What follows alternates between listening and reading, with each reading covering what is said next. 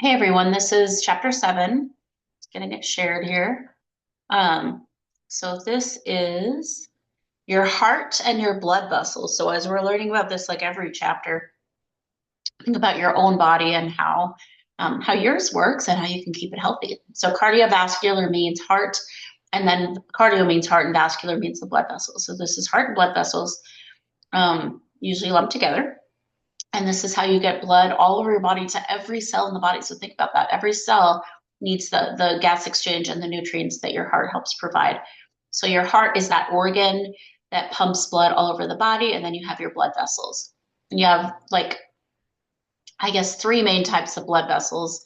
You have your veins, which usually pump blood back to the heart, and then arteries pump blood. That's not usually, that's always arteries pump blood away from the heart. And then you have your capillaries, which are kind of the middleman between those two. You do also have like other terms like venules and arterioles, but those are the main ones. So here's your main blood vessels, go all over your body.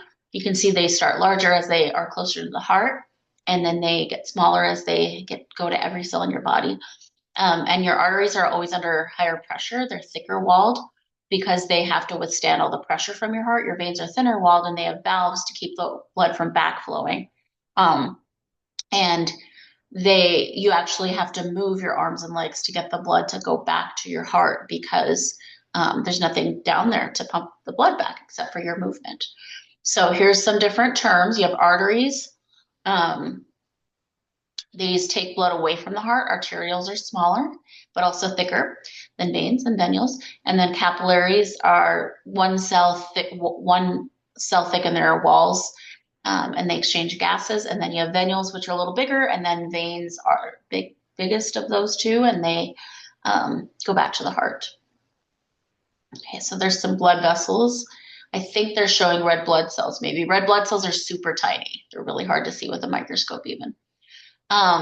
And then you're also linked to your lymphatic system, and that's a separate little vessel system that helps clean out your blood, takes water from your blood, cleans it out, and also has immune response or function. Okay, so the purpose of blood circulation, it keeps you warm. It provides oxygen, it takes away carbon dioxide, and then it provides nutrients, and it gets rid of waste. And it also helps your digestive system make poop, your urinary system make urine, and your respiratory system to breathe. So here's a diagram that shows that your circulatory system is central to all three of those systems. Your heart is a big pump made of cardiac muscle. Another word for that is myocardium. Myo means muscle and cardium means heart. And then it has pericardium that surrounds the heart. And then endocardium is the inside of the heart. You've got 4 chambers in your heart. There's a left and right half, and each of those halves have 2 chambers. So each one has an atrium and a ventricle. So 4 total chambers.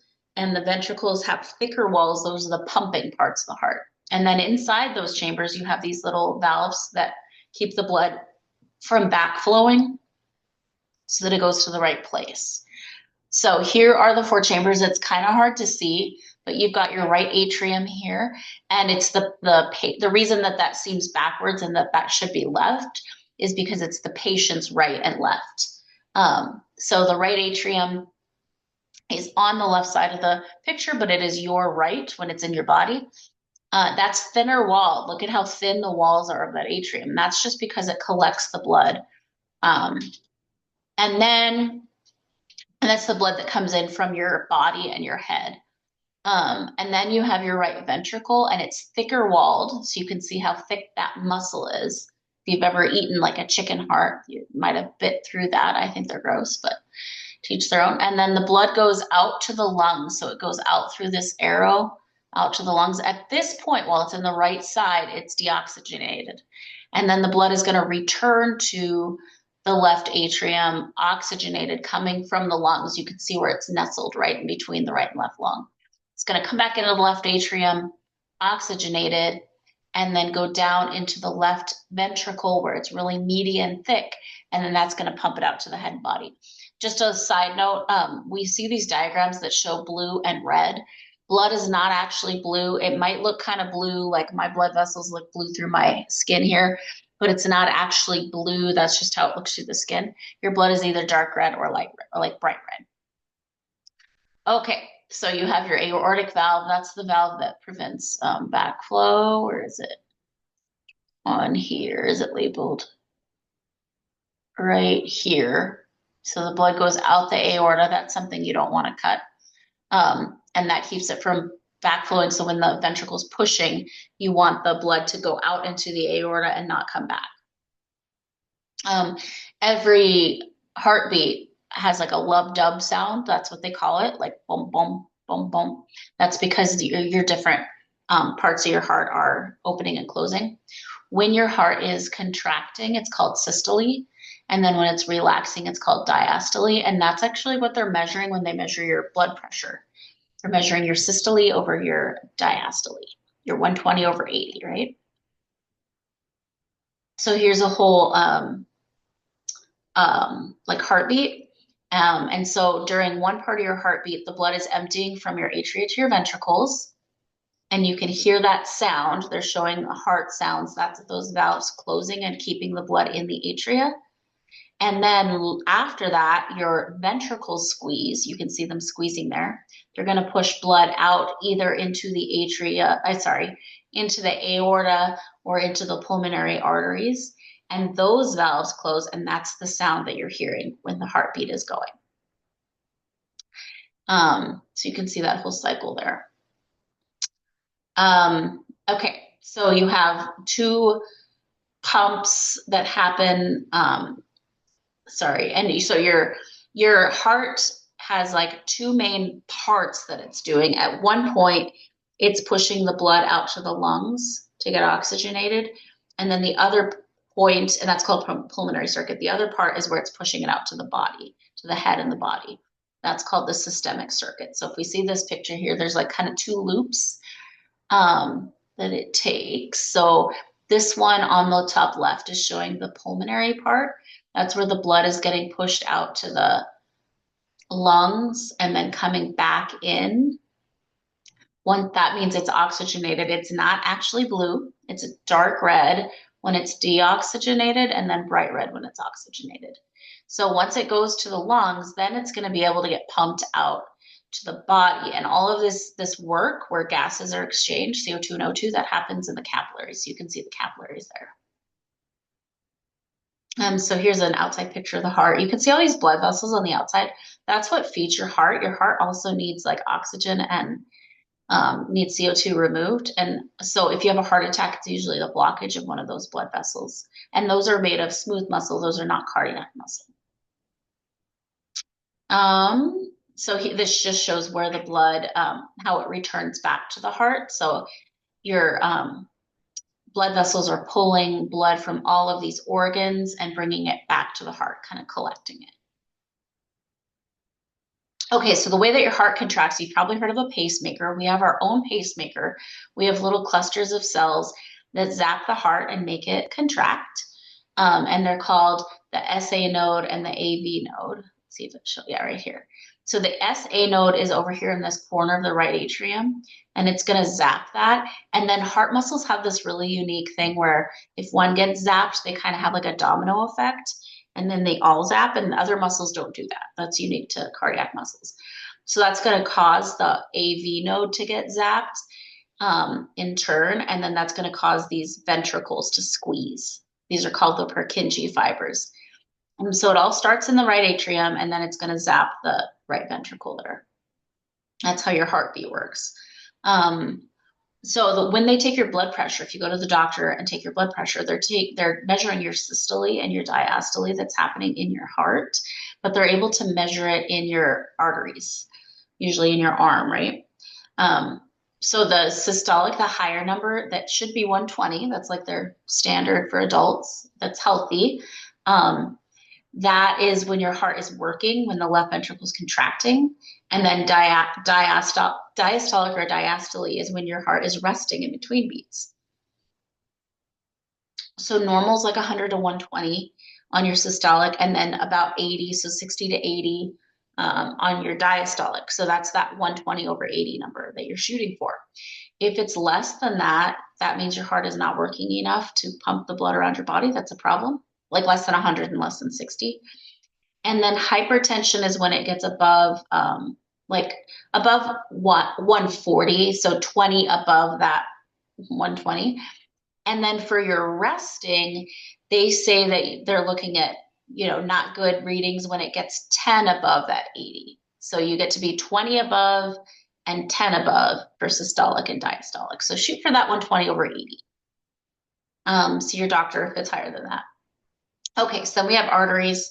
I already told you arteries are thicker. They have to withstand like a lot of pressure from your heart. And then arterioles are also thicker than veins or venules, but they're smaller than arteries. And then capillaries are super skinny. So you can see the comparison here. You've got your arteries that are just really, if we saw a side view, we'd see how thick they are compared to the veins. Arteries have more layers too that make them thick, and the layers are thicker. And then arterioles are thinner, and venules are thinner than their parents. And then capillaries, if you see here, they're only one cell thick. There's one cell of endothelium. That's so that gases can slip in and out of them, but the blood vessels stay inside. So this is showing your blood pressure, and there's more to it, but when you're taking your blood pressure, you're pumping up the cuff until the pressure in the cuff is equal to the pressure in your arteries. And they'll be able to see your heart. If they're doing it by hand, they'll be able to see it on the pressure gauge when your heart is beating. So that's what they're measuring in the arteries. They're not measuring it in your veins. Your arteries are withstanding that pressure.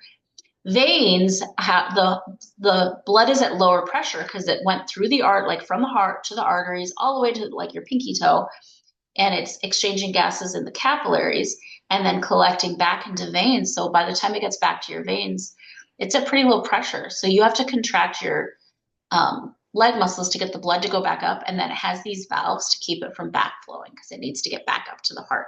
So if your leg has fallen asleep or something when you're sitting, that's because your blood is not flowing like it should be, and it needs to be returning. So venules and veins prevent backflow.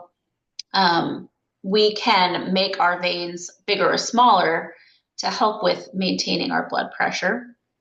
And then we also have these baroreceptors, these cells that help us maintain pressure. Capillaries is where the magic happens. So that's where you're exchanging your gases, you're exchanging waste and nutrients. And they're really thin so that stuff can diffuse in and out. So if we look here, they are one cell thick. The purple thing is the nucleus, and then gases, fluid, and nutrients and waste can diffuse through those little pores, through that one cell. And it just flows in and out depending on what you need. So fluid can also flow. That can help maintain your blood pressure. It can bring water in and out of your capillaries. Here's some disorders. Arteriosclerosis is when your arteries are hardened. Atherosclerosis is when you have buildup in your artery walls. So you've probably heard of those, and we want to prevent that. And they have to do different interesting, cool treatments to help you with that if you have those problems. You can have an aneurysm, which is where you have like a burst artery somewhere in your body, like hopefully not in your brain, can be fatal. You can have a heart attack where your blood flow to the heart is lacking. You can have heart failure where your heart stops pumping. You can have arrhythmias, which are irregular heartbeats. You can have inflammation. Here's some risk factors that you want to avoid and keep your heart healthy. Why are you talking? I'm recording a lesson. You need to go. But can I? No. You said you would give me Erica, hot cocoa. I am recording right now. You need to go or I have to start all over. I will do that soon. I'm almost done. You're not allowed to come in here. Go. Okay. Oh, cool. I had like 2 slides left, Erica. Mommy, I love you. Okay, close it. Okay. So you can also get strep infections that can cause heart problems. Endocarditis is from bacterial infections.